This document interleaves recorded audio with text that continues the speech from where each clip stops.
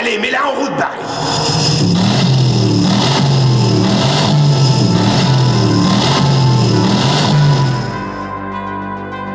Écoute, tu permets, faut que je la sorte un peu cette voiture. Hey, c'est le dernier né des Lévis.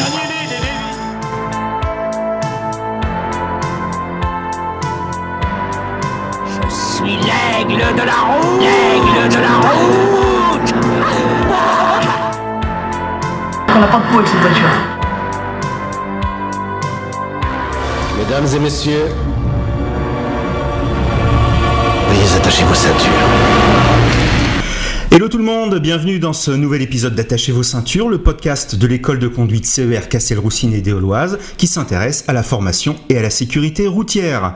Je suis Guillaume et aujourd'hui nous recevons Sophie Longeau, docteur en pharmacie auprès de la pharmacie Casala à Châteauroux. Donc c'est la pharmacie qui est située place Voltaire. Bonjour Sophie. Bonjour. Merci de votre disponibilité. C'est super sympa d'avoir répondu présente à notre sollicitation. Alors ce mois-ci, on va parler des médicaments et de la conduite, quels peuvent être les effets indésirables sur l'organisme et donc sur la conduite automobile. Et aussi décrypter, on va parler un peu des pictogrammes qui sont présents parfois sur certaines boîtes de médicaments, donc on va vous expliquer tout ça. Mais avant, il y a la question traditionnelle. Sophie, ça représente quoi pour vous la conduite ? Alors pour moi c'est peut-être un peu bateau, mais c'est vrai que conduite ça se limite beaucoup à praticité, à partir en week-end, en vacances et voilà, surtout à praticité. D'accord, vous l'utilisez au quotidien la voiture ? Non, j'ai la chance d'aller travailler à pied, mais... Ah ouais, donc c'est super. Et ça fait longtemps que vous conduisez ? Oui, comme tout le monde, Ouais. Tout de suite j'ai passé le code, le permis, pour que ce soit fait et qu'on soit un peu plus libre. D'accord, écoutez, super, on va continuer comme ça. On passe au dossier ? Allez.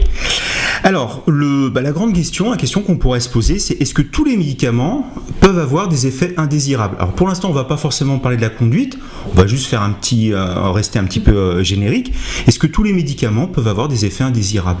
Alors oui, je pense que c'est quelque chose qu'il est important d'avoir en tête, puisque oui, tous les médicaments peuvent avoir des effets indésirables, légers ou plus graves, rares ou plus courants, mais oui, il faut être vigilant avec tous les médicaments. D'accord, donc même des médicaments qui sont en vente libre, sans prescription et autres, peuvent avoir des effets. Absolument, je pense qu'on a tous chez nous des médicaments et qu'ils peuvent tous avoir des effets indésirables qu'on ne soupçonne pas. Alors il ne faut pas non plus prendre peur Oui. En écoutant ces mots, mais il faut être vigilant malgré tout. D'accord. Et quels sont la plupart des effets ? Je ne sais pas si on a référencé un peu les effets indésirables et on sait que dans une majorité des cas, ça va produire plutôt ci ou plutôt ça. On a une idée de ça ? Alors c'est très très vaste et Ouais. un sujet sur lequel on pourrait discuter longtemps. Les plus fréquents sont des effets indésirables peu graves, parfois un petit peu digestifs, mal de ventre, maux de tête, des choses relativement fréquentes. D'accord. Donc c'est aussi des effets qui finalement peuvent se ressentir sur la conduite, être gênant, être parfois même, à la limite du dangereux, mais en tous les cas, ça peut jouer sur le confort de conduite et donc sur la sécurité. Oui, en effet, la conduite nécessite d'être extrêmement vigilant, donc Ouais. au maximum de ses capacités. Donc c'est vrai que oui, les effets indésirables peuvent intervenir et interférer surtout avec la conduite. D'accord. Et est-ce que certains effets, du coup, peuvent être provoqués ou déclenchés par le fait de conduire ? Alors, je m'explique. Imaginons, j'ai besoin d'un traitement, je prends des médicaments. J'ai peut-être l'habitude de ce médicament, je ressens pas forcément d'effet tout ça, mais c'est vrai que je l'ai jamais pris en conduisant ou autre. Est-ce que ce même médicament qui, on va dire au quotidien, si je reste à la maison ou autre, ne me provoque pas d'effet, le fait de conduire pourrait déclencher des effets. Alors je dis n'importe quoi, je sais pas, de la nausée ou problème visuel ou autre. Alors, à proprement parler, je dirais plutôt que non. En revanche, comme je le disais juste avant, la conduite nécessite d'être vraiment vigilant, Ouais. de voir correctement la route et les environs. Donc effectivement, un médicament qui peut par exemple entraîner une somnolence ou des troubles de la vision, ce ne sera pas un lien direct avec la conduite, mais... Ça peut impacter le confort, voilà, ou même la vigilance de toute façon. Ça aura plus d'impact que si on est dans son canapé à la maison saison tranquillement, c'est sûr. D'accord. On sait, alors sans faire du name dropping, mais est-ce qu'on connaît des médicaments vraiment où on sait, enfin je sais pas si on arrive avec une ordonnance ou tout ça, vous voyez le nom du médicament d'emblée, vous allez vous assurer que la personne ne conduit pas, tout ça, je sais pas s'il y a des gammes de médicaments, alors sans forcément citer des noms peut-être, mais est-ce qu'il y a des traitements qui rentrent dans ce cas de figure? Alors oui, bien sûr, je dirais évidemment les somnifères. Ouais, oui, c'est vrai, ça paraît logique. Mais malgré tout, il suffit d'avoir des horaires un peu décalés ou autres, il faut y penser. On aura aussi par exemple les anxiolytiques. Ou certaines autres classes de médicaments antidépresseurs ou autres. Là, les conséquences seront un petit peu différentes, mais principalement, c'est vrai, les somnifères et les anxiolytiques. D'accord, ouais, plutôt ces gammes-là, quoi. Comment je peux m'informer, moi, des effets possibles sur les médicaments? Quels sont les moyens que je peux avoir? Alors le plus simple reste d'ouvrir la notice. Ouais. Généralement on prend peur, donc c'est pas quelque chose que je conseille forcément. Alors il y a un truc, du coup j'en profite, je m'adresse à une pharmacienne. Je sais pas si ça vous est arrivé. Moi, quand j'ouvre une boîte de médicaments, je tombe toujours du côté où il y a la notice qui gêne pour les prendre. Je sais pas par quel miracle. Donc, ça, je crois que c'est le cas d'à peu près tout le monde. Ah ouais, les statistiques, je dirais, mais c'est vrai que c'est marrant quand même. Pour moi, c'est mon métier. D'accord. J'ouvre côté notice moi aussi. Donc finalement, les effets indésirables sont listés sur la notice, c'est ça? Oui, alors ils sont listés aussi par précaution et pour se protéger. Et on prend vite peur en lisant la notice puisqu'ils sont obligés de tout énumérer. De tout mettre. Voilà. Donc je conseille davantage d'en discuter avec son pharmacien, avec son médecin. C'est pas parce que c'est écrit que forcément ça va se produire. Voilà. Oui. D'accord. Très bien. Mais le mieux, oui, m'informer, c'est finalement, je peux venir je peux rentrer dans la pharmacie, même si j'ai pas d'ordonnance, et venir poser la question directement. Bien je pense sûr. que faut pas hésiter. On est aussi là pour ça. Je pense que une des qualités des pharmaciens, des préparateurs, c'est d'être très disponible pour ces patients. Donc oui, notre porte est toujours ouverte, alors n'hésitez pas à la franchir. D'accord, écoutez, on fera ça. Après, il y a la première mise en garde, je suppose, c'est avec le médecin. Mais si on a un doute, si le médecin n'en a pas parlé ou qu'on n'a pas osé l'aborder, on n'a pas eu le temps, on va pas hésiter à faire confirmer par le pharmacien. Au niveau de la durée des effets, alors ça c'est intéressant parce que je suppose qu'un médicament, on parlait par exemple des somnifères et tout ça, ou des anxiolytiques ou autres, ou peut-être même les antidépresseurs, ils ont une certaine durée en termes d'effets, je suppose. Est-ce que il faut faire attention que pendant le temps où je prends mon traitement, ou je dois être particulièrement vigilant même après? Alors c'est très molécule dépendant. La durée d'action, on parle de demi-vie, en fait c'est le temps grossièrement mis par l'organisme pour éliminer le médicament. Donc ça c'est vraiment propre à chaque médicament, chaque molécule. La principale précaution c'est vraiment le lendemain matin. Ouais. C'est vrai que si on arrête un traitement dans une semaine, dans 2 semaines, là voilà, j'ai plus de risque de m'endormir au volant. En revanche, si je prends mon médicament au coucher ou même pas trop tard le soir, selon la molécule, selon la sensibilité individuelle, selon la dose, selon plein de choses, les effets peuvent se prolonger au petit matin. Donc imaginons quelqu'un qui prenne la route pour aller travailler tôt le matin, là il faudra être vigilant en effet. D'accord. Donc, je peux, nous, c'est ce qu'on dit, enfin, dans le cadre de la formation au code de conduite, on prévient nos élèves que après l'arrêt du traitement, il faut être vigilant pendant quelques jours, quoi. Oui, par précaution, en effet, on peut partir de ce principe-là.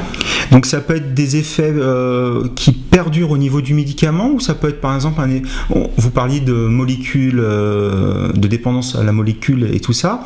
Donc, ça peut être un effet qui va durer, ou bien plutôt il peut y avoir un effet de sevrage ou un effet de manque? Alors en effet, il y a les 2 cas de figure. Ça peut être vraiment l'effet du médicament, par exemple un somnifère qui va nous endormir tant d'heures, on l'a pris un peu trop tard, donc finalement le lendemain matin on a encore ses effets. Mais vous venez d'aborder en effet le sujet du manque. Ça peut être aussi le cas avec certains traitements un petit peu particuliers qu'on va diminuer, qu'on va être en phase d'arrêt avec une prise en charge médicale, où là on pourrait avoir des symptômes liés au fait qu'on ne prend plus assez de médicaments. Par exemple, si la dose a été diminuée trop rapidement ou autre. Ou si les gens ont arrêté brutalement leur traitement et autres. Là, en effet, on peut avoir des effets indésirables qui surviennent, qui pourront aussi interférer avec la conduite, même si ça reste des cas plus anecdotiques. En effet, il faut y penser aussi. En cas de doute, encore une fois, je m'adresse à mon pharmacien pour lever les doutes sur tout ça. Donc on en a parlé un petit peu au début, dans l'introduction. Sur certains médicaments, il y a un pictogramme qui est présent, et ce pictogramme est directement lié au fait de pouvoir ou pas conduire son véhicule. Alors, Sophie, est-ce que vous pouvez nous rappeler quels sont ces pictogrammes ? Alors, en effet, les médicaments qui peuvent interférer avec la conduite, on les reconnaît grâce à un petit pictogramme. C'est un petit triangle avec une petite voiture au milieu, tout simplement. Ce pictogramme, il peut être de 3 couleurs selon le niveau de risque. D'accord. Donc jaune, orange ou rouge. Jaune avec le plus faible risque, et à l'inverse, rouge, le risque le plus important. D'accord, et donc il y a une petite... moi je suppose qu'il y a une nuance pour chaque niveau de vigilance à avoir particulièrement. Donc au niveau du niveau jaune, est-ce que si je prends un médicament avec un niveau jaune, je peux quand même conduire ? Comment ça se passe ? Alors pour le niveau jaune, qu'on appelle donc le niveau 1, généralement ça ne remet pas en cause la conduite de véhicule, mais ça nécessite d'être informé. D'accord. En fait, les effets indésirables suite à la prise de ce médicament, ça va surtout être très individuel. D'accord, Très personne dépendant. Ça ne dépend pas vraiment de la molécule, mais plutôt de la tolérance de la personne. Mais globalement, les effets indésirables qui pourraient interférer avec la conduite sont très très rares. Donc il vaut mieux que je m'informe avant. Oui, mais c'est vraiment une précaution. Posez-nous la question. Si vous savez que dans le passé vous avez pris un médicament et vous vous êtes dit là, dis donc, j'ai l'impression qu'il m'a un peu couché, je me suis mise au lit, je me suis endormie tout de suite. Vous dites peut-être que moi je suis un petit peu sensible finalement à des médicaments de niveau jaune s'il l'était. Et donc là, en effet, il faudra être un peu plus vigilant. Donc si je comprends bien, raison de plus, si on n'a jamais pris ce médicament, si c'est une première prescription, là ça vaut vraiment le coup de poser la question, parce qu'on ne sait pas trop comment on va réagir. Bien sûr. Le deuxième niveau ? Alors le niveau 2, donc le triangle orange, là il peut y avoir un risque réel avec la conduite. Et cette fois, en fait, ça dépend surtout du mode d'action du médicament et beaucoup moins de la tolérance individuelle. D'accord. Donc, alors, qu'est-ce qu'on appelle mode d'action, du coup ? Le mode d'action, c'est le mécanisme par lequel agit le médicament. D'accord. Sur l'organisme. On prend un médicament, on prend une molécule, mais il y a toute une chaîne de signalisation, une chaîne de réaction un petit peu qui se passe dans l'organisme pour aboutir à l'effet souhaité. D'accord. Malheureusement, l'effet souhaité parfois dérive un petit peu. Il peut y avoir ces fameux effets indésirables. Donc pour donner un exemple concret, vous me dites si je dis une bêtise, mais peut-être que parfois un médicament, pour avoir un bon effet, pour produire son effet, il a besoin d'endormir un peu la personne. Oui, c'est ça. Pour résumer, quoi. Du coup, effectivement, là, on pense tout de suite conduite, problème, quoi. C'est ça, parce que on peut penser, par exemple, à certains médicaments qui vont avoir des indications différentes. Oui. Et donc c'est un petit peu le même principe, sauf qu'ici les conséquences ne sont pas souhaitées, mais malheureusement on ne peut pas forcément les éviter. D'accord, donc le niveau 2, vraiment là pour le coup, s'informer quoi qu'il arrive auprès d'un professionnel de santé. S'informer quoi qu'il arrive, surtout que ça peut concerner des médicaments qu'on a tous à la maison, c'est en plus un petit peu de saison, même si on va vers les beaux jours, ça concerne notamment tout ce qui est médicaments pour le rhume. D'accord, oui. On peut tous prendre assez facilement, donc en effet, n'hésitez pas à nous poser la question. Pour les allergies aussi peut-être ? Pour les allergies, ça peut, oui. D'accord, très bien.